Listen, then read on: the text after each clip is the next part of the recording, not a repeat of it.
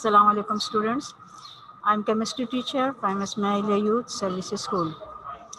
Today we are going to start the second chapter, that is the chemical combination. Okay. And today's topics are law of conservation of mass, law of constant composition, atomic mass, empirical formula, and molecular formula mass. Listen again. Today's our topics are law of conservation of mass, law of constant composition, atomic mass, empirical formula, molecular formula mass. Okay. Now, before going to start the topic, follow the instructions. Keep your textbook along with you. Ask question at the end of session only in chat box. Take care of time for attending the class. Home tasks should be done in your fair copy of the subject. If there is any disconnectivity during the teaching, try to join session within 5 to 10 minutes. Feed ID and password properly with your name and class. Okay, these are the instruction for today's session. Now, first topic is law of conservation of mass. Okay. Now the statement of law of conservation of mass is it states that mass is neither created nor destroyed during a chemical reaction. Okay. Chemical reaction, when chemicals combine together and they change into a chemical chain, then we call it a chemical reaction. So what is the statement again? Listen again. It states that mass is neither created nor destroyed during a chemical reaction. Or another definition of law of conservation of mass is in any chemical reactions, the initial weight of reacting substance is equal to the final weight of the products. Listen again, the second definition is in any chemical reaction, the initial weight of reacting substance is equal to the final weight of the product. Now, for more clarification, let us see the example, the union of hydrogen and oxygen to form water. Okay, for the clarification of the first law, that is the law of conservation of mass, let us see the example of hydrogen and oxygen. Hydrogen and oxygen combine together and form water. Okay, and the union of hydrogen and oxygen to form water, if the hydrogen and oxygen are weighted before they unite. Listen again carefully. If the hydrogen and oxygen are weighted before they unite, it will be found that their combined weight is equal to the weight of the water formed. Means it means that the union of hydrogen, let us see the example of hydrogen and oxygen to form water. If the hydrogen and oxygen are weighted before they unite. Okay, they when they goes in the chemical reaction, they combine chemically and a chemical change occur and they form the water. So it means if the hydrogen and oxygen are weighted before they unite, it will be found that their combined weight is equal to the weight of the product. Their combined weight is equal to the weight of the product. So the reaction of the hydrogen and oxygen to water. This is the two hydrogen combined with one oxygen and form water. It means when the weight of these two hydrogen and oxygen will be equal to the after the chemical reaction of the formation of water, the equal to the water which is formed after a chemical reaction. Okay, next one. Next is the practical verification. It means practical verification means to prove the law of conservation of mass. Okay, and Landau experiment. Landau was a scientist who, for the first time, introduced who verified this law. Okay, introduction. Okay, this law was verified by experiment performed by Landau. Okay, this law was verified by many experiments performed by Landau. Landau was a scientist. Okay, he was a German chemist.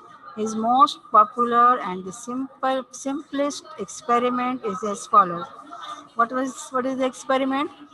Now the experiment is he took an H-shaped tube having two limbs A and B as shown in the next slide. I will show the figure of the H-shaped tube.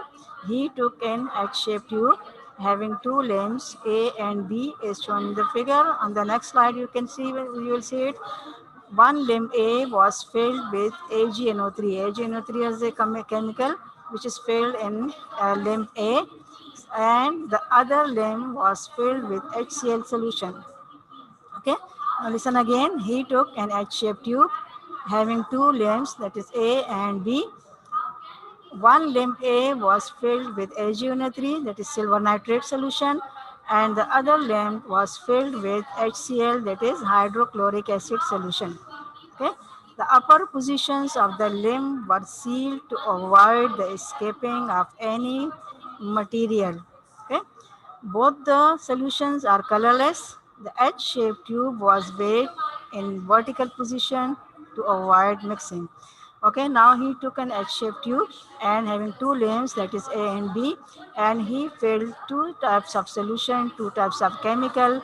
In one limb, limb A, he put the AgNO3, that is silver nitrate solution, and the other limb he took the HCl solution. Okay, and the upper two limb positions of the limb were sealed to avoid the escaping of any material.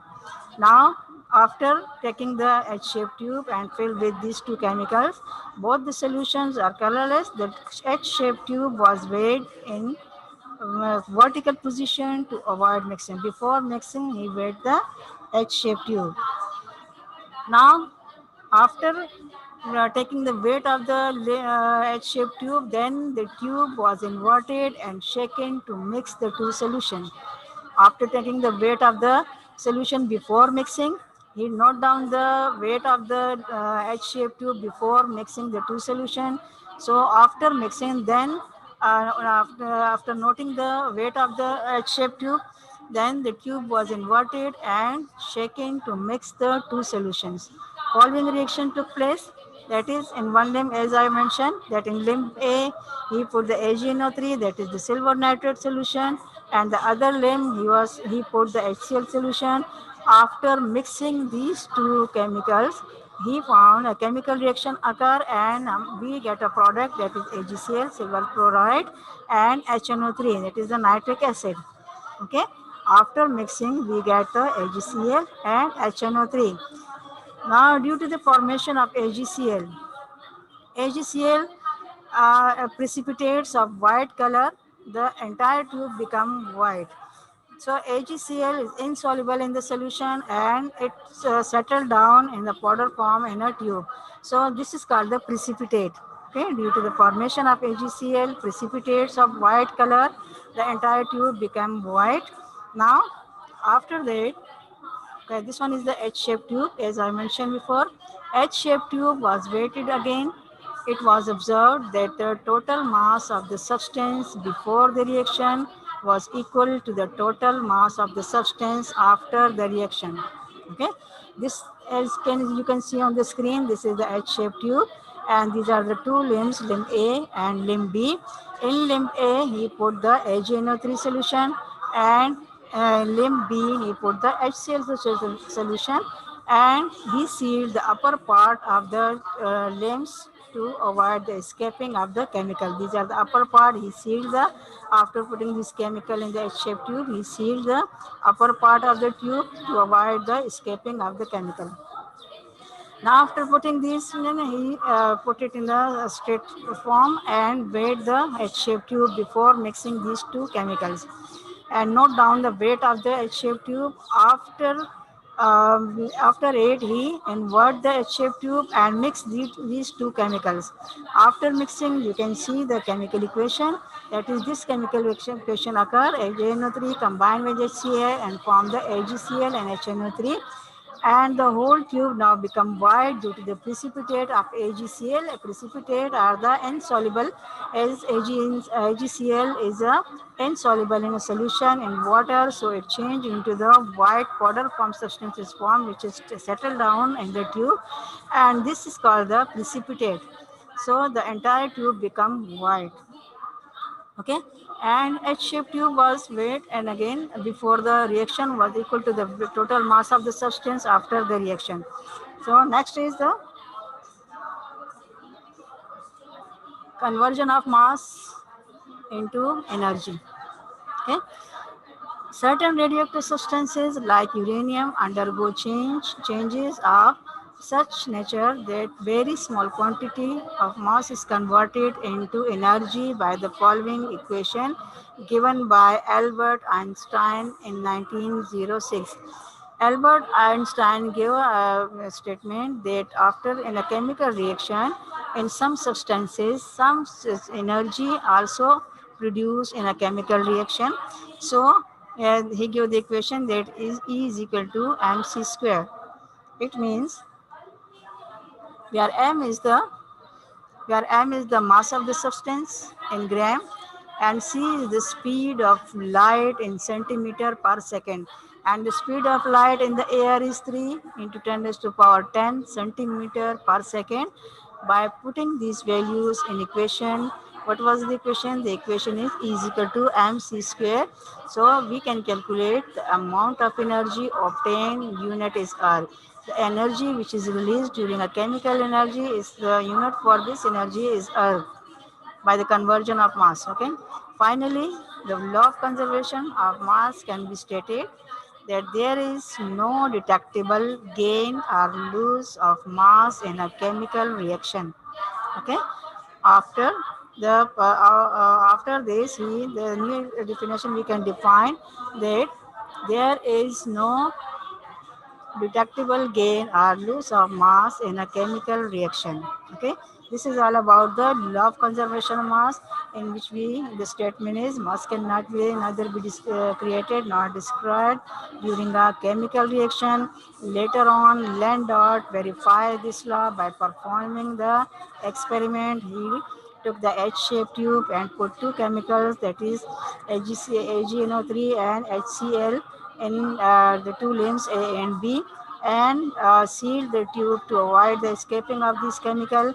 Now he in the straight position, he wet the tube, and after wetting the tube, he mix this chemical to perform the to for the chemical reaction. When these two chemical reaction combine together, they change into the AgCl and HNO3. It means the new products are obtained.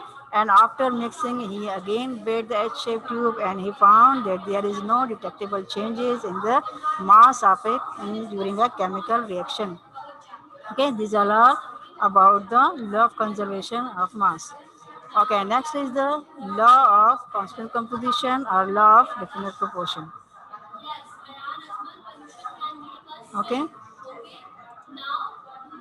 law of constant composition or law of definite, we can also these two names, the law of constant composition or law of definite or fixed proportion. Now the statement is, it states that different samples of the same compounds always contain the same elements combined together in the same proportion by mass. Now, again listen, it states that different samples of the same compound. What is meant by the same compound?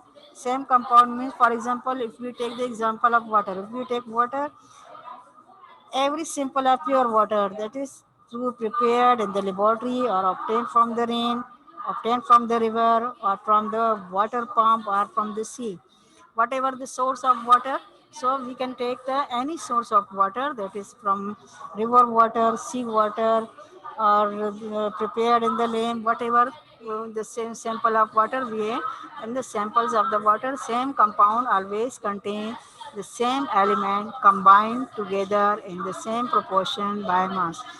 For more clarification of the concept, let us see the example. For example, if we take the example of water, if we take any source of water, tap water, sea water, river water, what will be the sample of water if we take? So, two atoms of hydrogen combined with one atom of oxygen. Okay, two atoms of hydrogen combined with one atom of oxygen. So, as we know that two hydrogen has atomic mass 1 and two hydrogen with the molecular mass, that is the 2 gram per mole. Similarly, the oxygen, one oxygen is present in water, so one oxygen. This symbol is O is for oxygen. Okay, one oxygen atom, and as we know, the atomic mass of oxygen is 16 gram per mole. So the molecular weight of water is 18 gram per mole. If we the proportion by mass. This means 2 hydrogen means 2 and 16. So 2 and 16 means what will be the proportion? 1 is to 8. Okay. If we take the simple whole ratio of these two, we will take the, it will be the 1 is to 2. And by weight, if the percent by weight of hydrogen is 11% and percent by weight of oxygen is 89%. Okay, this is the law of constant composition or law of definite proportion. Now see, let us the practical verification. Okay, this was the practical verification. The Swedish chemist J.J. Berzelius performed an experiment to prove this law. Okay, a Swedish chemist J.J. Berzelius performed an experiment to prove this law. He took 10 gram of lead. Okay, lead is an element, that is Pb. The symbol for the lead is Pb. Was heated with 1.56 gram of sulfur. The symbol for sulfur is S. Okay, to give 11.56 gram of lead sulfide. If we now look, see the chemical equation for this, the lead, it is lead, 10 gram of lead with sulfur, and the sulfur, the amount of sulfur is 1.56 gram. After a chemical reaction, we will get the PBS, that is the lead sulfide, and we will get 11.56 gram of lead sulfide. It means the the lead and sulfur combined together in a fixed mass ratio, that is 11.56 gram of the lead sulfide is obtained. If we change the amount of any one of these substances, let us he change the amount of the lead. Okay, now again in this experiment was repeated by heating 18 gram of lead instead of 10 gram. Now in the second performance he get 18 gram. He took the 18 gram of lead and 1 and keep the sulfur amount of the quantity of the sulfur same, that is 1.6. Again take the quantity of sulfur 1.6 gram, but he changed the quantity of lead, that is the instead of 10 he took the 18 gram of lead and 1.56 gram of sulfur. Then again, if we increase the quantity of any one substance or chemical, then again 11.56 gram of lead sulfide was prepared and 8 gram of lead, that is Pb, remained unused. Let us see the equation. Lead, instead of 10, now he took the 18 gram. Okay, and keep the sulfur quantities, keep it constant, that is 1.56 gram. After the reaction he found that 11.56 gram of sulfur of lead sulfide has been formed, but the 8 gram of lead remained unused. So by performing this experiment, what will be the conclusion? It means that lead and sulfur always combine in the fixed ratio by mass. The conclusion is, it means that lead, Pb, lead, and sulfur as sulfur always combine in fixed ratio by mass.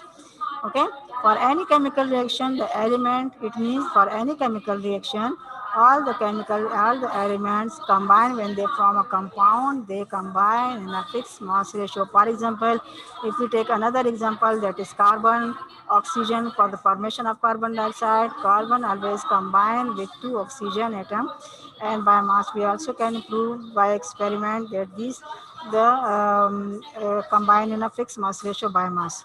This is all about the law of constant composition or law of definite proportion. Okay, for the uh, next definition, this is the definition of atomic mass. We have some other laws also, but in the next lesson, inshallah, we will discuss about the two laws. Now, next one is the definition of atomic mass. The atomic mass of an element is now taken is the average mass of natural mixture of isotopes, which is compared to the same mass of one atom of carbon 12 atomic mass unit. Isotopes, different elements exist in the some different forms. That is, for example, hydrogen can exist in the three other forms. That is protium, deuterium, and tritium. That is the in isotopes we have the different number of neutron and same number of proton. Means we have the same atomic number but different atomic masses. Okay. Isotopes. What are the isotopes? Isotopes are the elements present in the different forms. That is having the same atomic number but different atomic masses, means having the different number of neutrons which are present in the sample of the elements.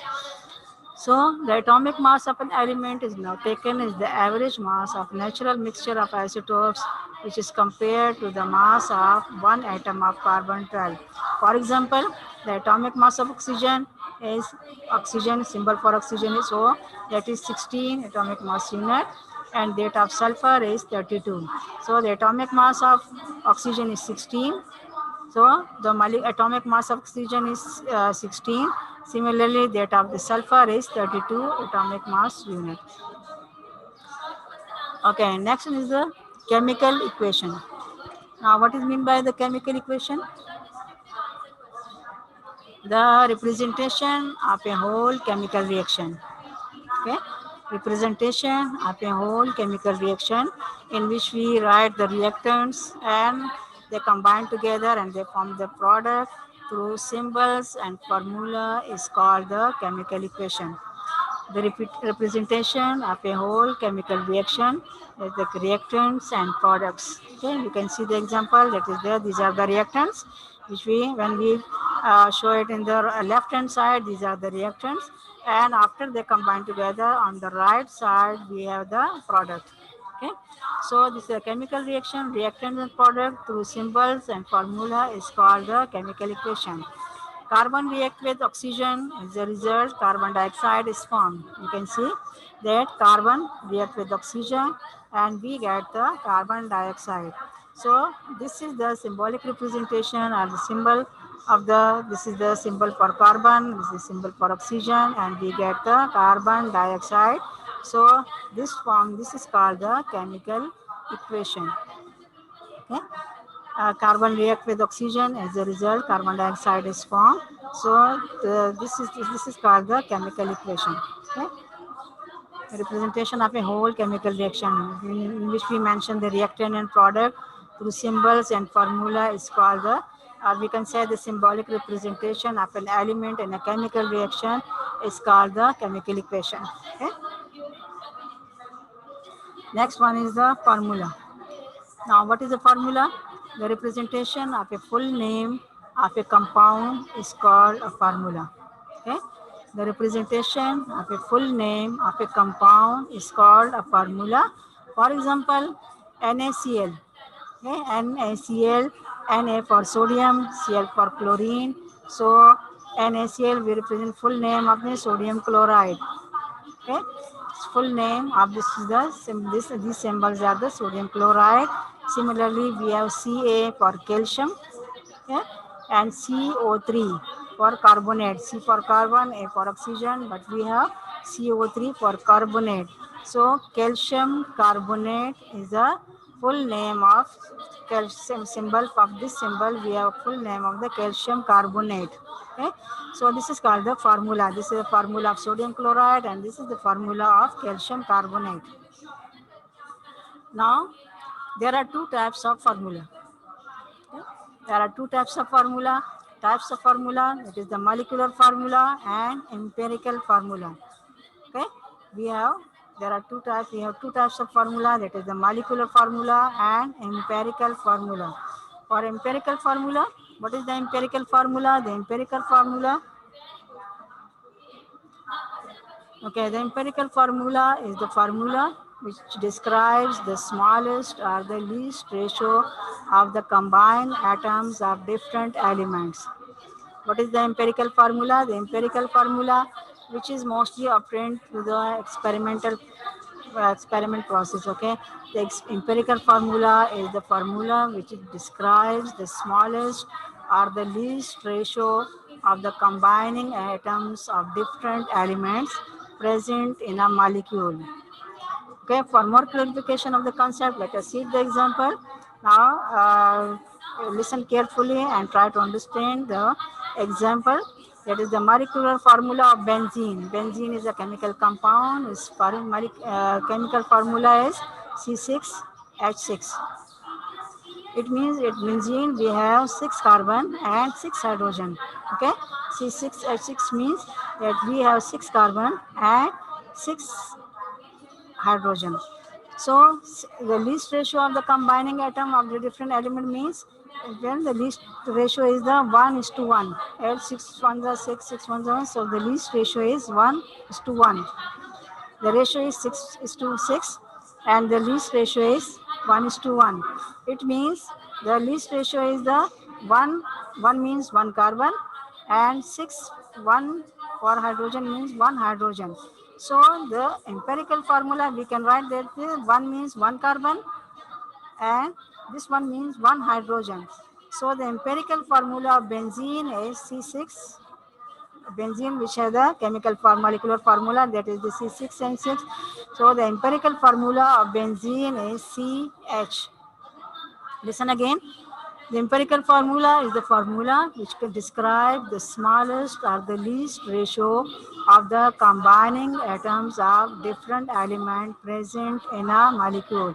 That is the least ratio is 1 is to 1. 1 is to 1 means 1 carbon and 1 hydrogen. So empirical formula for benzene is CH. Okay.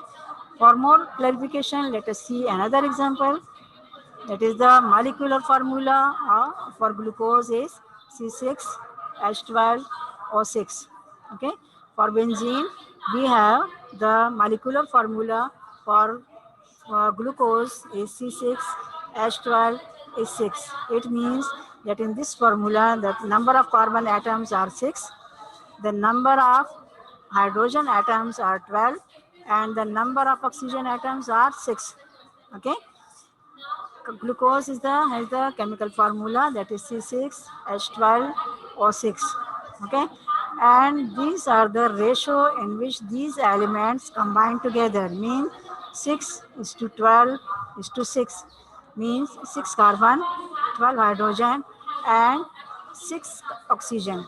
So the simple least ratio, the simple mass ratio is the 1 is to 2 is to 1 means 6 ones are 6, 6 twos are 12, and 6 ones are 6.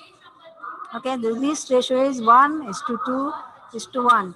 It means the empirical formula for glucose is this one means 1 carbon, this 2 for 2 hydrogen, and this is for 1 oxygen. So empirical formula for glucose is CH2O. So CH2O is the empirical formula for the glucose. I hope it is clear to you. That is the empirical formula is the simple mass ratio or the simple ratio of the elements in a chemical formula or in a molecular formula. For example, in this example, as you can see in this example, the molecular formula for glucose is C6H12O6. It means carbons are 6. Okay, number of hydrogen are 12 and number of oxygen is 6 again. So the least ratio is the one, that is 1 carbon. If we take the least ratio, it means 6 1 are 6, we have 6 1 carbon. Instead of 12, we have the least ratio, that is 2, 1 is to 2, and 1 for oxygen. It means 1 carbon, 2 hydrogen, and 1 oxygen in the simple mass ratio. The carbon, hydrogen are present. So the simple mass ratio or whole number ratio is the 1 is to 2 is to 1. And the chemical formula, empirical formula for this, the glucose is CH2O6. It means this is the empirical formula of the glucose. Okay, CH2O is the empirical formula for the glucose. Now, going to the next topic, that is the molecular formula. Okay, as I have mentioned that we have two types of formula, that is the empirical formula And the next one is the molecular formula. Now, what is the definition of the molecular formula? Molecular formula indicates the actual number and types of atoms in a molecule.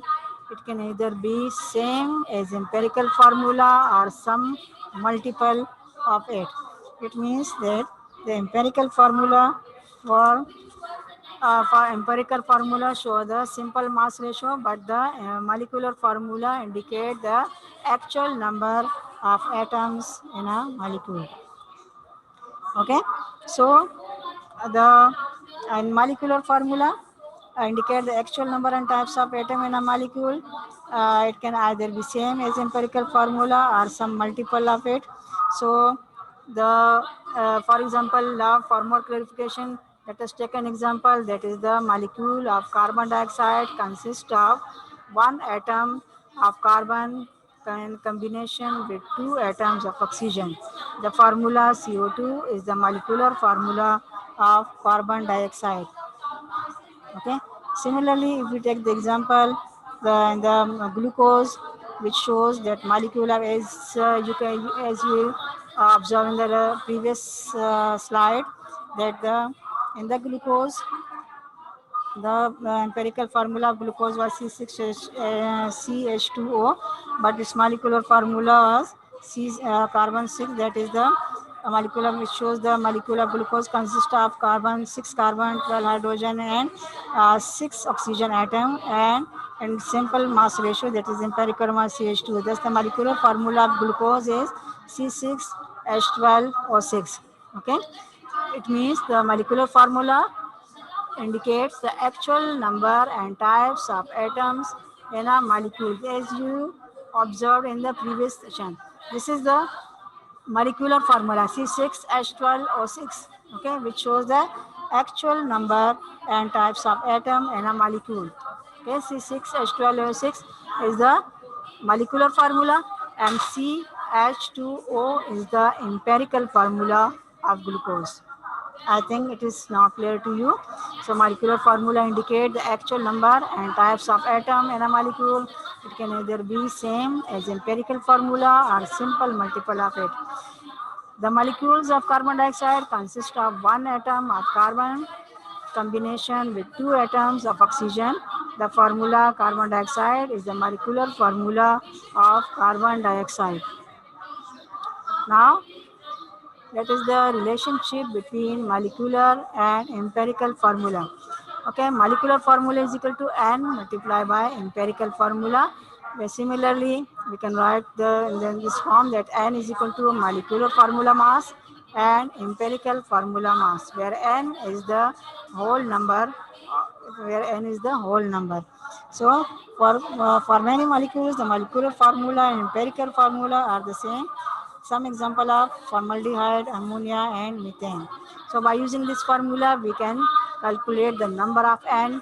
It means we can calculate the number of atoms present in a molecule. So this is the relationship between the molecular and empirical formula.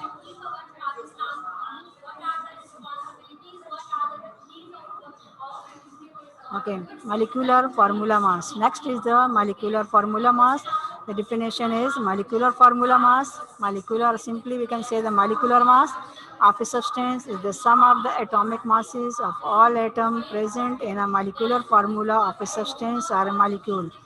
Okay, what is a molecule? When two or more than two atoms combine together, they form a molecule. They may be same or they may be different.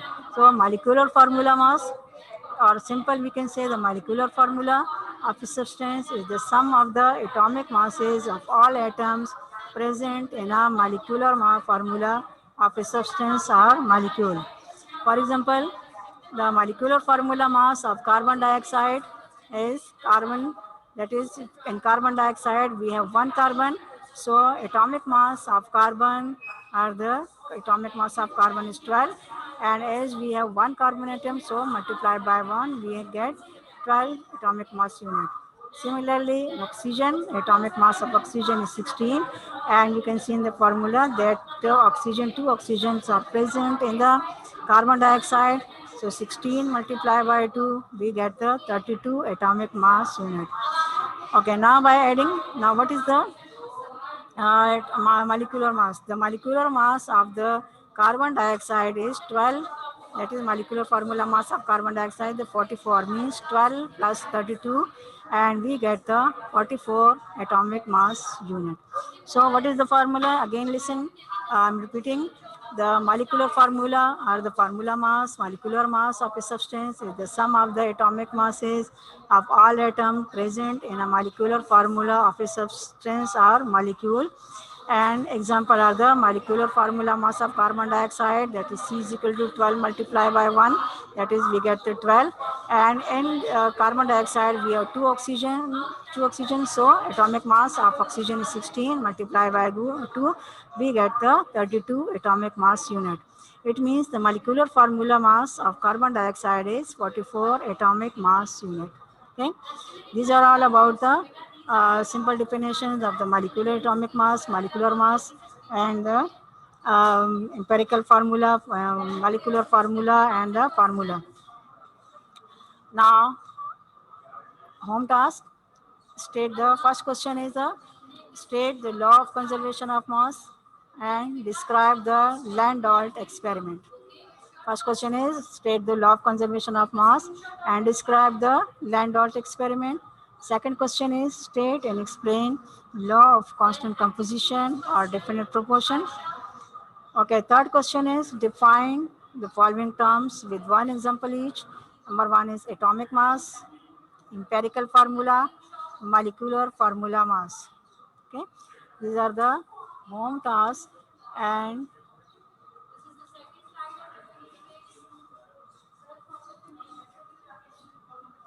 okay, thank you and Allah Hafiz.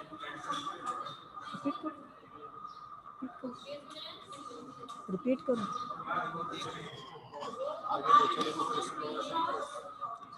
Chat box खोलना, इसको बंद करना.